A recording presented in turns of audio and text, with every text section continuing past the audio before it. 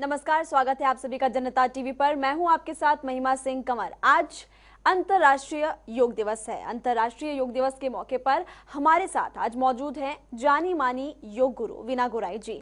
वीना गोराई जी, आपका बहुत बहुत स्वागत है जनता टीवी पर। आज वीना गोराई जी से जानेंगे योग के बारे में कि क्या कुछ फायदे हैं, कैसे योग करें। लेकिन उससे पहले वीना जी, आपसे ये जानना चाहेंगे कि आज की जो थीम रखी गई है वो है बी विद योग बी एट होम। तो ये काफी ज्यादा यूनिक इस बार की थीम रखी गई है, क्योंकि कोरोना महामारी सबसे बड़ी चुनौती ना सिर्फ देश बल्कि दुनिया भर में इस वक्त हमारे सामने है। हेलो जी, क्या आप आवाज आ रही है? जी, हम आपको सुन पा रहे हैं। वीना जी, इस बार की जो थीम रखी गई है योग की, वो है बी विद योग बी एट होम, जो कि काफी ज्यादा यूनिक है, क्योंकि कोरोना महामारी इस वक्त ना सिर्फ देश बल्कि दुनिया भर में सबसे बड़ी चुनौती इस वक्त हमारे सामने है। जी, सबसे पहले मैं आप सभी देशवासियों को योग दिवस की हार्दिक शुभकामनाएं देना चाहती हूँ। और इस वक्त जो थीम चुनी गई है, क्योंकि पूरे वर्ल्ड में कोरोना वायरस ने इतना महामारी इतना कहर फैला दिया है, तो लोग अपनी जान से हाथ धो रहे हैं। तो इससे हमने अपने आप को कैसे ठीक रखना है, कैसे अपने शरीर को स्वस्थ रखना है, एक एक हमने शरीर के पार्ट को, विशेषकर हमने अपने लंग्स को हमने ठीक रखना है जी। तो इसी के लिए हमको ब्रीदिंग का हमको इसमें ध्यान देना है कि हम किस तरह से ब्रीदिंग करके अपने हार्ट लंग्स को हम ठीक रख सकते हैं जी। तो इसलिए यही थीम रखा गया है कि हम ज्यादा करके हम ब्रीदिंग को किस तरह से बढ़ाएं और उसको सही तरीका क्या होना चाहिए और उसके लिए हमको डेली हमको कितना करना है। जी। तो ये इसलिए अब त्योहार अवस्था है, तो उसके बारे में हम आपको बताना चाहते हैं। जी वीना जी, तो इस बार की थीम काफी ज्यादा यूनिक है। आपसे ये भी जानना चाहेंगे कि घर पर आखिर योग कैसे करें। घर पर रह के देखिए, योग ऐसा है हम कहीं भी रह के हम कर सकते हैं, चाहे घर में रहें चाहे बाहर रहें, क्योंकि सांस को लेना, सांस के बिना तो जिंदगी नहीं है ना। तो कहीं भी रहते हैं हम सांस को लेते हैं, सांस को छोड़ते हैं। तो घर पे रहकर भी हम ठीक तरीके से कर सकते हैं और बाहर रहकर भी हम ठीक तरीके से कर सकते हैं। मेन हमारा इतना है कि हमारा घर में भी रहे या बाहर है, हमारा पोस्चर हमारा कैसा है। हम बैठे हैं तो हमारा सिटिंग पोस्चर कैसा है, खड़े हैं तो हमारा स्टैंडिंग पोस्चर कैसा है। तो हमें अपने पोस्चर पे पूरा ध्यान देना है। ध्यान देकर तभी हम अपना फिजिकल इंटरनल फिटनेस को बना सकते हैं। जी, आपने बिल्कुल सही कहा कि पोस्चर पर ध्यान रखने की जरूरत है। आपसे ये भी जानना चाहेंगे कि सुबह जब लोग सोकर उठते तो कैसे योग की शुरुआत की जाए, कौन से योग से जो लोग हैं वो शुरुआत करें। जी, सुबह उठ के पहले तो पूरा फ्रेश होना है। फ्रेश होके फिर थोड़ा सा हमें स्ट्रेचिंग करना है, क्योंकि सारी रात हम सो जाते हैं तो बॉडी हमारी थोड़ी सी स्टिफ हो जाती है। इसलिए हमको कुछ सूक्ष्म व्यायाम के साथ में हमको शुरू करना है। उसके बाद हम अपना आसन करके तब हम सांसों की क्रिया हम करते हैं। इस तरह से हम अपनी शुरुआत करते हैं। जी वीना गोराई जी, आपसे ये भी जानना चाहेंगे, क्योंकि आप स्पेशलिस्ट हैं, तो आप हमारे तमाम दर्शकों को ये भी बताइए कि योग के क्या क्या फायदे हैं। योग से बहुत कुछ फायदे हैं। 100% बीमारियां योग से ठीक हो जाती हैं। ये कोई भी बीमारी ऐसी नहीं है जो योग से नहीं ठीक होती हो, लेकिन हम उसमें पूरा टाइम दें और प्रॉपर तरीके से हम करें, तभी हमारी बीमारी पूरी तरह से ठीक हो सकती है और हमारा शरीर पूरी तरह से स्वस्थ हो सकता है। जी, ये तो आपने योग की बात बताई कि कैसे शुरुआत होगी और क्या कुछ फायदे हैं। आपसे ये भी जानना चाहेंगे कि जब योग लोग करेंगे उसके बाद लोगों को क्या खाना चाहिए।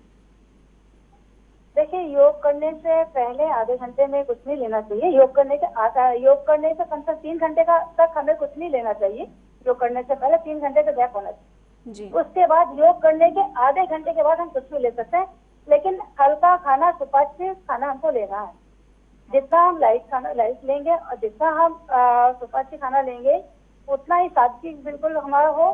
ज्यादा बिल्कुल भी क्या बोलते हैं एकदम से स्पाइसी ना हो, उस तरह से हमको बिल्कुल नॉर्मल हमको लेना चाहिए। जी वीना जी, आपसे ये भी जानना चाहेंगे, जैसे कुछ लोग सुबह योग कहते हैं कि सुबह फायदेमंद होता है, लेकिन कुछ लोगों के पास अगर सुबह समय ना हो तो शाम को अगर वो योग करते तो क्या ये भी फायदेमंद है।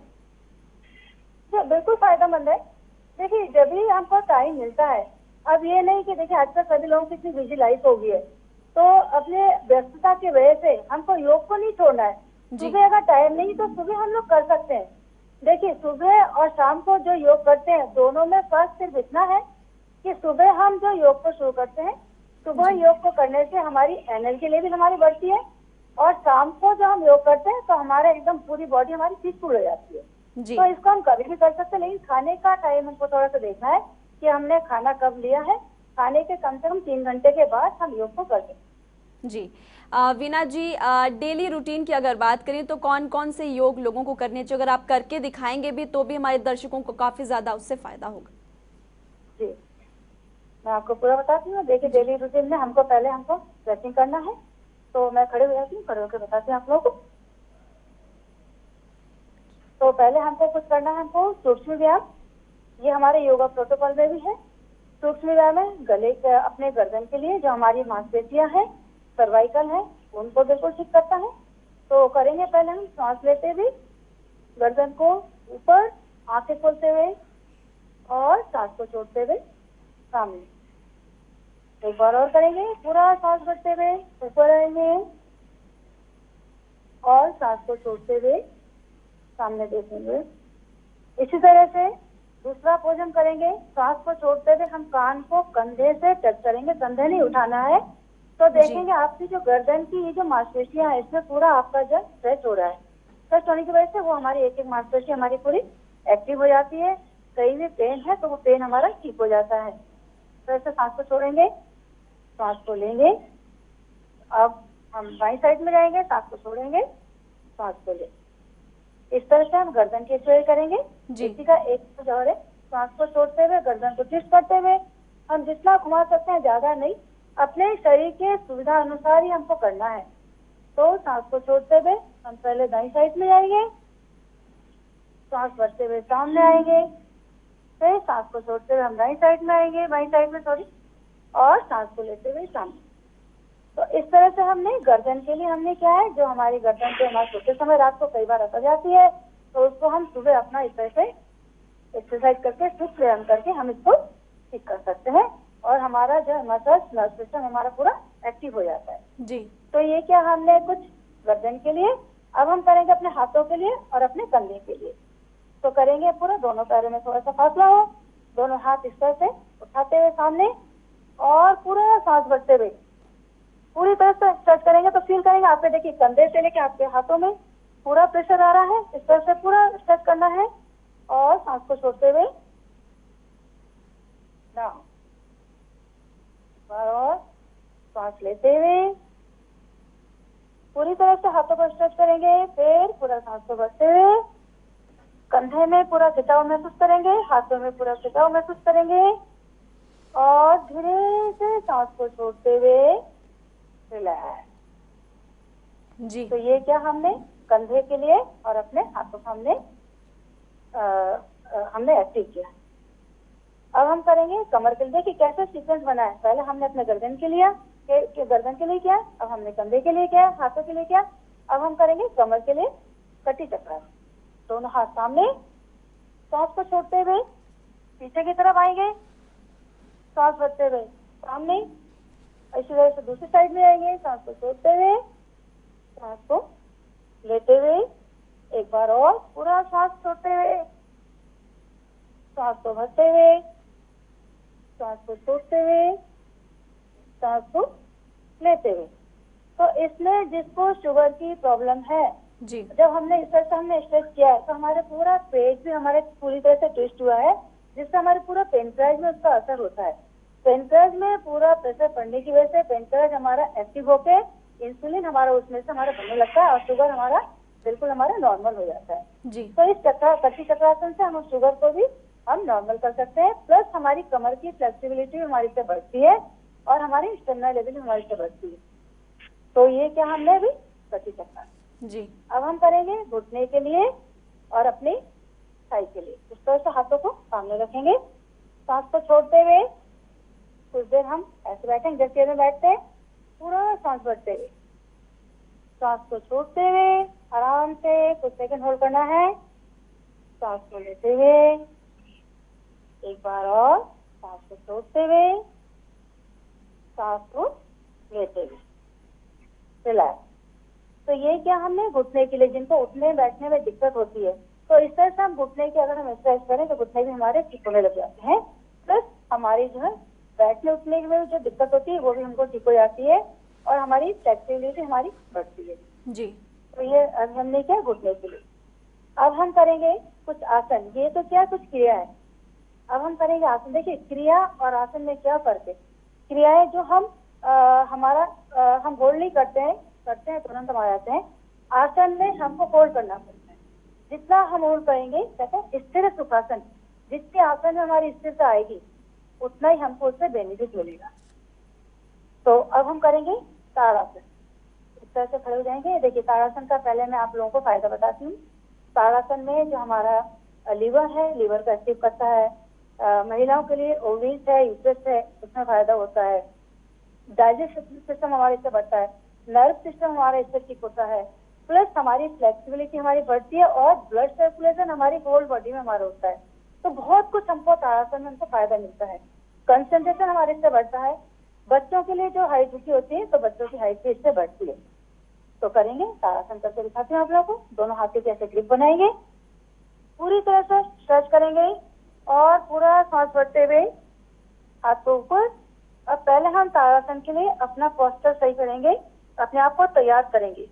तो पैरों से नीचे और हाथों से ऊपर दोनों तरफ से पूरे शरीर को स्ट्रेच करेंगे। तो देखेंगे इसमें एक्स्ट्रा फैट है, फैट भी हमारा कम होता है जो हमने पूरी तरह से हमने स्ट्रेच किया। अब हम धीरे से अपने पैर को इस तरह से अपने हिल को उठाएंगे और कुछ देर हम होल्ड करेंगे, जब तक हम होल्ड कर सकते हैं इस तरह से होल्ड करेंगे और धीरे से सांस को छोड़ते हुए डाउन। एक बार और आएंगे, पूरा सांस लेते हुए, सांस को भरते हुए धीरे से अपनी एड़ी को उठाएंगे और यहीं पे होल्ड करेंगे। नजर बिल्कुल इस तरफ, बिल्कुल ध्यान, और धीरे से सांस को छोड़ते हुए रिलैक्स। ये था हमारा ताड़ासन। तो ताड़ासन से भी बहुत सारे हमको फायदे होते हैं। जिनको ये सारी प्रॉब्लम होती है, जिनको किडनी में प्रॉब्लम, जिनको लीवर की प्रॉब्लम है, जिनका ब्लड सर्कुलेशन सही से नहीं होता है, गैस्ट्रिक से जिनको प्रॉब्लम है, जिनका पेट कम नहीं होता है, तो ताड़ासन से वो अपने आप को फिट रख सकते हैं। जी।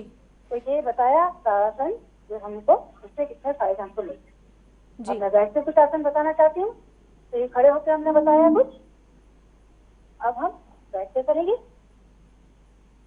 इस तरह से ये है दंडासन। दोनों हाथ हमने सामने रखे। इसमें क्या है, देखिए हमारा पोस्चर बिल्कुल हमको सीधा बैठना है, हमको पीछे नहीं झुकना है, सामने नहीं झुकना है, घुटने बिल्कुल सीधे हो। जिनको घुटने में प्रॉब्लम है, इस दंडासन में बैठने से घुटने भी बिल्कुल सही तरीके से काम करते हैं, ठीक हो जाते हैं। क्योंकि घुटने में प्रॉब्लम क्यों आती है, हमारे गलत तरीके से चलने उठने फिरने की वजह से। हम जब चलते हैं तो हमारे पैरों के पंजे पे पूरा बल होता है, जो गलत है। हमें चलना है जो हमारी थाई मसल्स है, ये हमारे बिल्कुल हमारे इसको स्टिफ नहीं होना चाहिए। जब हमारी स्टिफ होने लग जाती है तो घुटने में पूरा प्रेशर पड़ता है, जिसकी वजह से घुटने में गैप आने लगता है और तरह तरह की घुटने में हमारी प्रॉब्लम आ जाती है।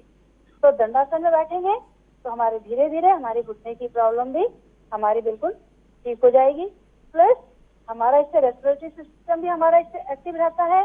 ब्लड सर्कुलेशन हमारी पूरी शरीर में हमारे ठीक से होने लगता है। जब हम इस तरह से बैठेंगे तो फील करेंगे कि आपका जो है पूरा आपका होल बॉडी में आपका सर्कुलेट आपका हो रहा है। तो इस तरह से दंडासन में बैठेंगे कुछ देर के लिए। अब हम करेंगे इसी में बैठ के हम स्ट्रेचिंग करेंगे। पहले हम पैरों के लिए इस तरह से स्ट्रेच करेंगे। अब देखिए इस तरह से स्ट्रेच करने से जो यहाँ पे हमारा कफ मसल्स है, इसमें पूरा हमारा प्रेशर हो रहा है। कफ मसल्स में कफ में हमारा प्रेशर पड़ने की वजह से हमारे इंटेस्टाइन में पूरा इसका असर होता है, जिससे गैस्ट्रिक की प्रॉब्लम है वो ठीक हो जाती है। कॉन्स्टिपेशन की जिसको शिकायत होती है वो ठीक हो जाती है। रेगुलर पेट उनका साफ रहता है इस तरह दंडासन में बैठने से। और ये पैर की मूवमेंट करने इस तरह से करेंगे हम डेली 5 से 7 बार करें तो उनको कभी कॉन्स्टिपेशन रहेगा ही नहीं। डेली उनका जो है पेट बिल्कुल साफ रहेगा। इस तरह से करेंगे 5 से 7 बार। अब हम करेंगे जैसे खड़े होकर ताड़ासन होता है तो सीधे ताड़ासन, इसी तरह से हाथों को पूरा उठाते हुए और साइड पूरा टच, सांस को छोड़ते हुए, सांस को भरते हुए, फिर सांस को छोड़ते हुए, सांस को लेते हुए। एक बार और करेंगे, पूरा सांस छोड़ते हुए, सांस को लेते हुए। अब देखिए हमने जो स्ट्रेच किया है तो पूरा हमारा यहाँ से पूरा हमारा बॉडी हमारा स्ट्रेच हो रहा है। इससे हमारे लंग्स, हार्ट, ये भी हमारे पूरे एक्टिव होते हैं। जो आजकल कोरोना वायरस की वजह से लोगों को सांस लेने में दिक्कत होती है, हार्ट लंग्स में जो उनको इफेक्ट हो जाता है, तो इससे हम अपने हार्ट लंग्स को भी हम एक्टिव कर सकते हैं। अब ये इस तरह से पूरा हाथ और सांस को छोड़ते हुए, सांस लेते हुए, सांस को छोड़ते हुए, सांस को लेते हुए एंड रिलैक्स। तो इससे हमने अपने हार्ट लंग्स को हमने पूरा एक्टिव किया। तो ये क्या हमने ताड़ासन बैठ के हमने किया है। अब करेंगे हम बटरफ्लाई। इस तरह से बटरफ्लाई करेंगे तो इससे हमारे जो है पेल्विस मसल्स को पूरा हमारा इस पर असर होता है और पेल्विस मसल हमारा इससे एक्टिव होके हम ठीक से, हमें कोई प्रॉब्लम यूट्रस हमारा पूरा जो पीसीओडी की जो प्रॉब्लम होती है वो ठीक हो जाती है महिलाओं को। इस तरह से करेंगे। अब हम करेंगे भद्रासन। भद्रासन में हाथों का प्रेशर पैरों में और पैरों का प्रेशर हाथों में, दोनों तरफ से इस तरह से एंटी प्रेशर देते हुए हमने पूरी बॉडी को हमने स्ट्रेच करना है। जितना ज्यादा स्ट्रेच करेंगे तो पेल्विस मसल में उसका असर होता है, हमारे यूट्रस ओवरी में पूरा इसका असर होता है, किडनी में पूरा इसका असर होता है और हमारे बैक में, हमारे L4 L5 में जिनको स्लिप डिस्क की प्रॉब्लम है उनका ये भी ठीक होता है और पीसीओडी की प्रॉब्लम भी महिलाओं को ठीक होती है।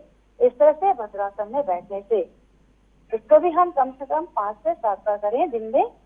सुबह करो तो बहुत अच्छा है, अगर सुबह टाइम नहीं हो तो इसको कभी भी आप कर सकते हैं। इसमें ये नहीं कि आपको खाली पेट हो या आपको खाने के बाद, कभी भी आप इसको भद्रासन में आप बैठ सकते हैं। तो ये क्या हमने भद्रासन जी हम करेंगे कुछ आसन, अपने मानसिक का संतुलन करने के लिए, अपने दिमाग का संतुलन करने के लिए, क्योंकि आजकल इतना ज्यादा लोगों में स्ट्रेस लेवल हमारा बढ़ गया है। कोरोना वायरस की वजह से बीमारी ने इतना एक महामारी का रूप ले लिया। एक पूरे देश में, पूरे वर्ल्ड में इतना सारा जो लोग एकदम से तनाव में आ गए हैं, घर में बैठे हैं, कोई काम नहीं है, कुछ नहीं, बीमार पड़ रहे हैं। तो कैसे करके हम इस बीच भी आजकल के इस माहौल में हम अपने आप को शांत रख सकते हैं, तो उसके बारे में आपको मैं बताना चाहती हूँ। हम कुछ सांसों की क्रिया करते हैं। तो सांस में करेंगे पहले हम भस्त्रिका प्राणायाम। भस्त्रिका प्राणायाम से पूरा सांस को लेना है और सांस को छोड़ना है। पूरी तरह से सांस को लेंगे, चेस्ट के आखिरी कोने तक सांस को भरना है और सांस को छोड़ना है। सांस लेते समय चेस्ट को पूरा फैलाना है, सांस छोड़ते समय चेस्ट को चिपकते हुए सांस को छोड़ना है। पूरी तरह से सांस को भरेंगे, सांस को छोड़ेंगे, एक बार और सांस भरेंगे, सांस को छोड़ेंगे। तो ये क्या हमने भस्त्रिका प्राणायाम, इससे हमारे हार्ट लंग्स भी हमारे एक्टिव हो गए और हमको पूरी तरह से ऑक्सीजन भी हमने लिया है। जो कहीं भी हमारा ब्लॉकेज है तो उसको हमने ठीक किया भस्त्रिका प्राणायाम जी। तो ये क्या था हमने अभी भस्त्रिका प्राणायाम। अब हम करेंगे अनुलोम विलोम। अनुलोम विलोम से हम अपने पूरे माइंड को हम किस तरह से पीसफुल कर सकते हैं। तो करेंगे अनुलोम विलोम। इस तरह से देखिए, कोई भी हम प्राणायाम करें बिल्कुल शांत होकर बैठना है और हमारा पोस्चर बिल्कुल सही होना चाहिए। अगर झुक के बैठेंगे तो हमारे बैक में प्रॉब्लम आ जाएगी। तो हमेशा कहीं भी हमारे जो प्रॉब्लम आती है, शरीर में बीमारियां लगती है, हमारे गलत उठने बैठने चलने फिरने की वजह से बीमारियों का घर हो जाता है हमारे। तो हमेशा अपने पोस्चर पर अगर ध्यान दें, आधी बीमारी तो हमारी गलत पोस्चर की वजह से आती है और आधी हमारी बीमारी हमारे खाने पीने की वजह से है। तो अगर हमने अपने लाइफ में हमने खाना पीना, अपना दिनचर्या हमने ठीक कर लिया है और अपना पोस्चर सही कर लिया है, तो कभी बीमारी हमारे पास आएगी ही नहीं। और कोई अगर बीमारी से ग्रस्त हो गए हैं तो वो अपने आप को पूरी तरह से ठीक कर सकते हैं। तो अब हम करेंगे सांसों की क्रिया, अनुलोम विलोम। लेफ्ट है ध्यान मुद्रा और राइट है नासिका मुद्रा। इस तरह से अब हम राइट को पहले दाईं नाक को बंद करेंगे, जो इस जगह पे जहाँ पे हमारी नाक की हड्डी खत्म होती है, बीच में यहाँ पे हमने हल्का सा खाली हमने टच करना और दाईं नाक को बंद करके बाईं नाक से आराम से सांस को लेंगे। सांस को लेते समय शरीर को बिल्कुल भी हमने डिस्टर्ब नहीं करना है, हमको ऐसा नहीं करना है। ये बिल्कुल गलत तरीका है, क्योंकि देखिए सारा दिन में हम जो सांस ले रहे हैं पता ही नहीं लगता हम कब सांस ले रहे हैं कब सांस को छोड़ रहे हैं। वही तरीके को हमने सही तरीके से हमने लेना है और छोड़ना है। तो करेंगे अनुलोम विलोम, अपनी कमर सीधी हो, अपना पोस्चर बिल्कुल सही हो। तो दाई नाक को बंद करके बाई नाक से सांस लेना शुरू करेंगे। आराम से निशब्द हमने सांसों को भरा और सांस को लेने के बाद हमने इसको बंद कर लिया। अब दाई नाक से सांस को निकालेंगे। पूरा सांस बाहर आने के बाद फिर जिससे हमने सांस को निकाला है उसी से अब इसी से सांस को लेंगे दोबारा। अब इसको बंद करेंगे और अब बाई नाक से सांस को निकालेंगे। फिर जिससे सांस को लिया। इस तरह से हम ऑल्टरनेटिव इस क्रिया को कर सकते हैं, लेकिन ध्यान रखेंगे कि दाई नाक से हम सांस को लेंगे और इसी से हमने शुरू किया, इसी से हमको इसी में करना है। दाई नाक से सांस लेकर बाई नाक से निकालकर इस क्रिया को हम खत्म कर सकते हैं। तो इससे हमको बहुत सारे फायदे मिलते हैं। कैंसर की बीमारी इस सांसों की क्रिया अनुलोम विलोम में ठीक होती है, लेकिन वो तब ठीक होती है जब हम पूरी तरीके से सांसों के साथ में जुड़ते हुए करेंगे, एंजॉय करते हुए सांस को भरेंगे और एकदम शांत होके प्रसन्न होके सांसों के साथ में जुड़ते हुए करेंगे, तभी हम एक एक सांस का लाभ उठा पाएंगे। क्योंकि एक अद्भुत शक्ति है, हम इसको देख नहीं सकते हैं। ये इसी से पूरे ब्रह्मांड की शक्ति भी हुई है और यही हमारे शरीर को भी चला रही है। एक अद्भुत शक्ति है, किस तरह से हमारे इतने बड़े शरीर को चला रही है, लेकिन हम इससे दूर होते हैं। हम पूरी तरह से सांस नहीं लेते हैं। आधी अधूरी सांस को लेने की वजह से हमारा शरीर बीमारियों का घर हो जाता है। इसलिए सांस को पूरी तरीके से और किस तरह से हम सांस को लें, यही अनुलोम विलोम में बहुत अच्छा तरीका है कि हम पूरी तरह से सांस को लें और पूरी तरह से सांस को निकालें। तो जब हम करेंगे कम से कम 2 मिनट करें, कम से कम, उससे जितना ज्यादा करेंगे उतना ज्यादा हमको फायदा होता है। तो बहुत ही एकदम शांत करने वाला है, मन को शांति मिलती है इससे और इससे कई सारी बीमारी हमारी ठीक होती है। ऑर्थराइटिस, हमारा हीमोग्लोबिन लेवल हमारे से बढ़ता है, मेमोरी हमारी से शार्प होती है, आंखों की प्रॉब्लम होती है वो ठीक होती है। तो और 85% बीमारी हमारी इससे हमारी ठीक होती है जब हम इससे ठीक से करें अनुलोम विलोम। जी वीना जी, आपने बहुत ही अच्छे से एक्सप्लेन किया और बताया कि कौन कौन से योग लोगों को करने चाहिए और आपने करके भी दिखाया कि डिप्रेशन कैसे कम होगा, इसी के साथ साथ ऑक्सीजन लेवल कैसे ठीक किया जाए। आपसे ये भी जानना चाहेंगे क्योंकि सेकंड वेव लगभग खत्म हो चुकी है और ऐसे में कहा जा रहा है कि थर्ड वेव आने की संभावना है, कैसे लोग खुद को स्वस्थ रखें? देखिए डेली अपने जो हम डेली काम कर रहे हैं तो उसको ये भी हमको ऐड कर देना चाहिए। हम बेशक एक टाइम का खाना छोड़ दें, लेकिन हमें योग प्राणायाम नहीं छोड़ना है। ये हमारी लाइफ का एक मेन पार्ट है, जो हम इसी को छोड़ के बाकी सब कुछ करते हैं। हम कब आते हैं? जब डॉक्टर के पास थक जाते हैं, डॉक्टर जब मना कर देते हैं, कोई उपाय नहीं रहता है, तब जाके आते हैं। लेकिन ये चीजें गलत है। शुरू से अगर हम योग को अपनाएं तो हम इसमें अपने आप को पूरी तरह से हम स्वस्थ रख सकते हैं। कितने भी कोई से वेव आ जाए, अगर हम ठीक तरीके से अगर योग प्राणायाम और अपना खाना पीना सही रखें तो बिल्कुल हमको कोई असर नहीं करेगा। कुछ भी हो जाए हम बिल्कुल स्वस्थ रहेंगे। कोरोना काल में देखा गया था कि ऑक्सीजन लेवल की कमी होने से कई लोगों की मौत हो गई थी और ऐसे में ऑक्सीजन लेवल को कैसे ठीक रखा जाए, कैसे सामान्य रखा जाए, एक बार मैं चाहती हूँ कि फिर से आप हमारे तमाम दर्शकों को बताएं। ऑक्सीजन लेवल बढ़ाने के लिए हमें अपने हार्ट लंग्स को हमको पूरा एक्टिव रखना है। हमारा ऑक्सीजन लेवल कब कम होता है? क्योंकि ये जो वायरस है, जो हम सांस लेते हैं, हमारे सांसों के माध्यम से हमारे एकदम से हमारे फेफड़े में जाता है और वो जाने के बाद तुरंत वहाँ पे ब्लॉक हो जाता है, जिसकी वजह से हमको सांस लेने में दिक्कत आती है। तो हम क्यों ना वहाँ तक हम जाने की नौबत आने दें। हम अपने आप को पहले से ही हम अपने हार्ट लंग्स को हम सही रख सकें। जी, आपने बिल्कुल सही कहा वीना जी कि इसको पहले से ही सही रखने की जरूरत है। आपका शुक्रिया हमारे साथ जुड़ने के लिए वीना जी, और आपने बहुत ही अच्छे से एक्सप्लेन किया और हमारे तमाम दर्शकों को बताया कि कौन कौन से योग करने चाहिए। इस बुलेटिन में अभी के लिए फिलहाल इतने वक्त हो चला, एक छोटे से ब्रेक का, हम फौरन वापस लौट रहे हैं।